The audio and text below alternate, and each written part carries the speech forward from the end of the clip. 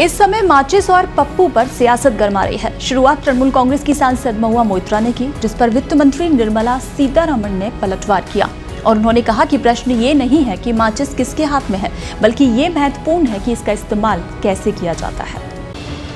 इस समय माचिस और पप्पू पर सियासत गरमा रही है। शुरुआत तृणमूल कांग्रेस की सांसद महुआ मोइत्रा ने की, जिस पर वित्त मंत्री निर्मला सीतारमण ने पलटवार किया।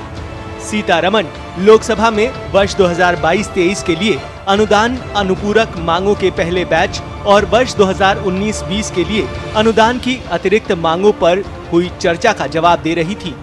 मोइत्रा ने चर्चा में हिस्सा लेते हुए केंद्र सरकार पर निशाना साधा था और कहा था कि वो सरकार और वित्त मंत्री से आग्रह करती हैं कि अर्थव्यवस्था को नियंत्रित करें।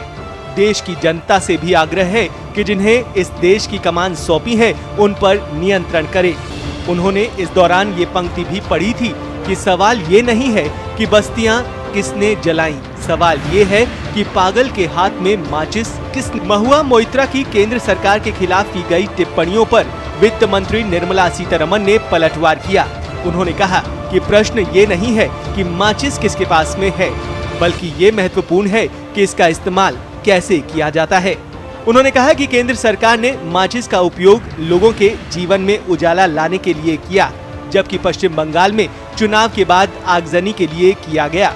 साथ ही कहा कि मोइत्रा पश्चिम बंगाल में अपने आसपास देखें तो पप्पू मिल जाएंगे।